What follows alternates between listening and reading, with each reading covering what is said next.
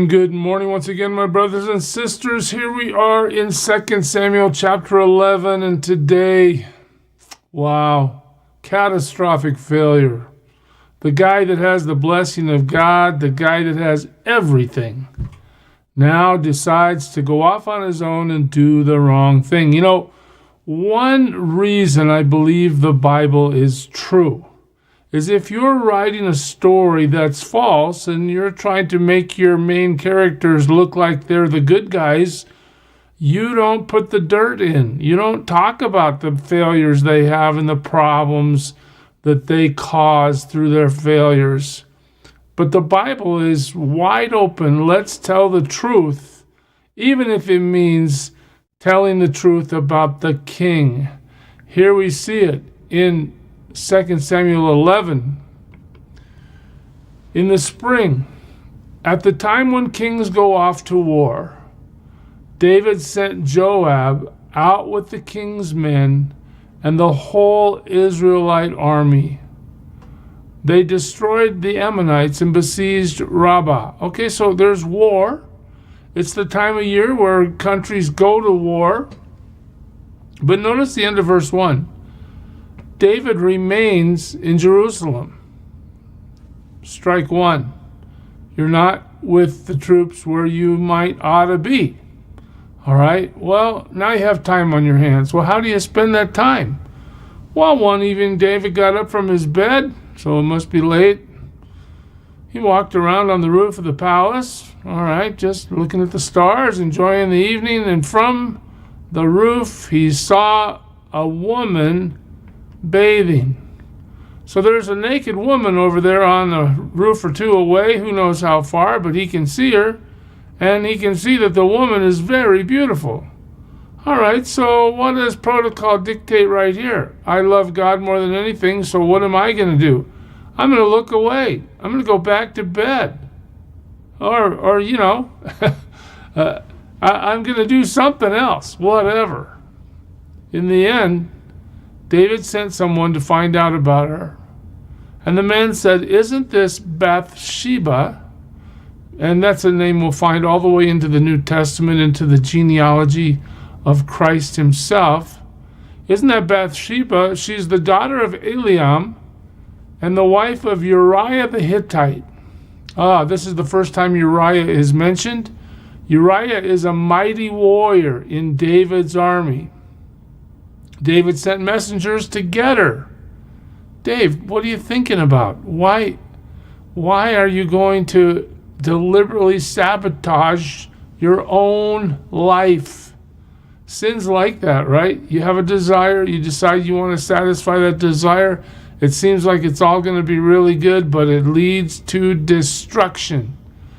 He's going to find out the hard way. She came to him, and what did he do? He slept with her. Okay, he knows she's married to Uriah. The king just takes her because he could, in modern vernacular. She had purified herself from her uncleanness, and then she went back home. Hey, so there's a knock on her door that night. The king wants to see you. Oh, wow, it turns out the king wants to do more than just see you. And now the king's done with you. Go home. Wow. Terrible. The woman conceived. Uh-oh. Oh, now we got trouble. I mean, maybe he thinks he could get away with it, but, you know, she finds out she's pregnant, and she sends word to David. And what does she say? She says, "I'm pregnant." Uh-oh. The king's worst nightmare is beginning to unfold. God is not going to allow this character flaw to go unaddressed. So David sent this word to Joab. That's his military leader, remember. "Send me Uriah the Hittite." And Joab sent him to David. So now David communicates with the battle line, the front lines, and says, "Find Uriah and bring him home." Why would he do that? Well, you know, one lie leads to another. One sin compounds with another. And here we're going to watch it in David's life. When Uriah came to him, David asked him how Joab was. "Hey, Uriah, why don't you come on down to the palace? Let's have a chat." Right? Uriah is just an innocent. He's a mighty man, loyal to the king. He's a great warrior. he serves faithfully, risking his life for David on behalf of the kingdom. David says, well, tell me how you're doing. How are the soldiers getting along? And how's the war going? I mean, we're making small talk, knowing we've taken this guy's wife. But now the plot comes. Then David said to Uriah, hey, go down to your house and wash your feet. So Uriah left the palace, and a gift from the king was sent after him. What's happening here? Well, I think David's hoping that Uriah goes home, sees his beautiful wife Bathsheba, sleeps with her, and gives David the opportunity to now deny that the baby is his. Well, we'll see how that works out for him. But Uriah slept at the entrance to the palace with all his master's servants, and he did not go down to his house. Are you kidding me? You're on leave by the king's order. You're not going to go home and be with your wife? When David was told Uriah did not go home, he asked him, haven't you just come from a distance? Why didn't you go home? Seems like a logical question. Uriah, look at the character of Uriah. He says to David, the ark and Israel and Judah are staying in tents, and my master Joab and my Lord's men are camped in open fields. How could I go to my house to eat and drink and lie with my wife? As surely as you live, I will not do such a thing. Notice this Hittite warrior has more character than the king. Quite a contrast, in fact. David says to him, hey, why don't you stay here one more day, and tomorrow I'll send you back. So Uriah remained in Jerusalem that day and the next. The key, he didn't go home. At David's invitation, he ate and drank with him. David made him drunk. Second try, I guess.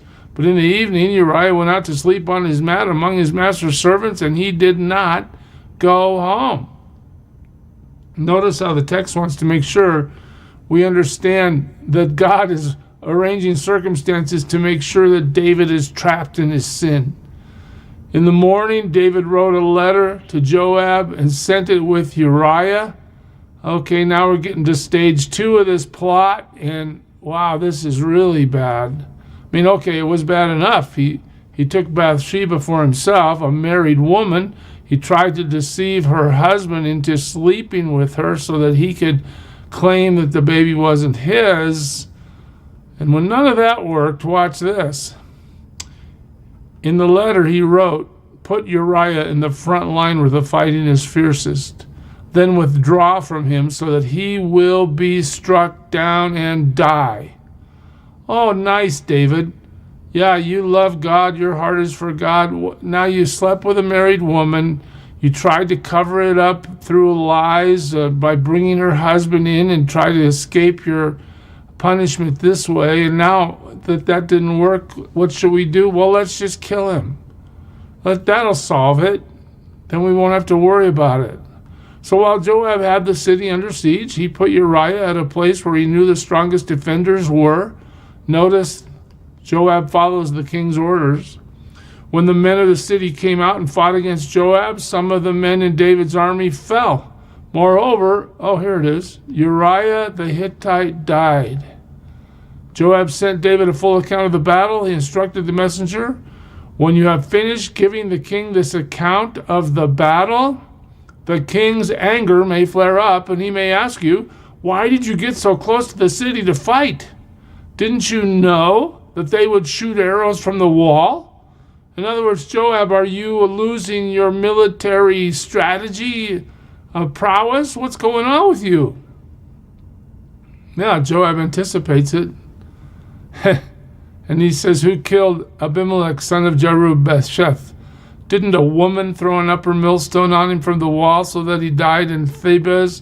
Why did you get so close to the wall? I'm sorry, this is still David chastising Joab. As if he asks you this, then say to him, also your servant Uriah the Hittite is dead. Oh, hey, David, remember you ordered one guy to get close to the wall, so we sent a bunch of guys close to the wall. Those guys backed away, but the one you wanted to be killed by that action was successfully eliminated. Uriah the Hittite is dead. David can look in the mirror and say, gee, a casualty of war. Perhaps he thinks he has nothing to do with it, although in effect he's just murdered the man. The messenger set out, and when he arrived, he told David everything Joab had sent him to say. The messenger said to David, the men overpowered us and came out against us in the open, but we drove them back to the entrance to the city gate, and then the archers shot arrows at your servants from the wall, and some of the king's men died. Moreover, look, the text is going to say it again, your servant Uriah the Hittite is dead. David told the messenger, say this to Joab, don't let this upset you. The sword devours one as well as another. Oh, he's just a casualty of war. Joab, don't worry about it. Press the attack against the city and destroy it, saying this to encourage Joab. I'm not mad at you that even though you lost a bunch of guys, the one I wanted dead is dead, so everything's fine. When Uriah's wife heard that her husband was dead, she mourned for him. I'm sure that's an understatement. All right? Where is she now? To be a widow in Israel in those days was a terrible thing. The state didn't often support widows. You were on your own in so many ways. But she mourns for Uriah, and after the time of mourning was over, David had her brought to his house, and she became his wife, and she bore him a son. Wow. But the end of the chapter ends like this. But the thing David had done displeased the Lord. That's a terrible sentence to have written about anybody, let alone the king. David has now stepped totally out of bounds. He has shown himself to be an adulterer. He's shown himself to be a deceiver, even though his deception with Uriah coming home didn't work out. He's shown himself to be a murderer. And now he's basically killed the husband and stolen the wife. God is not happy. And just as a little sideline for you Bible scholars, I want to just outline something for you that can't be backed up 1,000%, but is most likely true if you follow Scripture. Uriah is a Hittite, right? We just saw that. He's married to Bathsheba. Okay, I just want to show you this because we'll need it later on in the book. Bathsheba, we were told in this chapter, is the daughter of a guy named Eliam.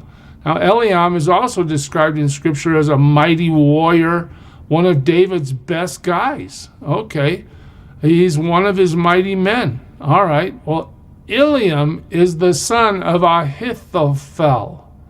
Okay, so that makes what? Bathsheba is the granddaughter of Ahithophel, right? You follow that? All right. Ahithophel is the grandfather, but I guess I already said that, didn't I? Okay. Watch this. By the time you get to chapter 15 and 16 and 17, Ahithophel is originally one of David's trusted advisors, but in this power grab that David's son eventually attempts, David is betrayed. Absalom will rebel against David, and Ahithophel will rebel with them. And some scholarship suggests that the reason Ahithophel turns to fight against David instead of for David is because David took his granddaughter for a wife and killed his grandson-in-law in the process. It's not really stated outright in Scripture, but if you follow the trail, you can see that this sin of David has great implications not only for David's heart before God, but as it goes forward from here, we're going to see nothing but family destruction in David's life from here on out. We're going to learn that, you can receive God's forgiveness for the sin you commit, but the consequence still belongs to you. And we'll see that played out as David gets confronted regarding his sin next time. God bless you, church. Serve him well today. Who is it who for sinners shed his blood, and now for cleansing all can plunge beneath that flood? It's Jesus. But do you know who he is?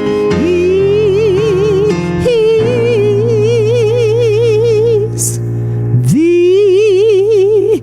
image of the invisible God, and he's the brightness of his glory, the first, the last, the future, the past.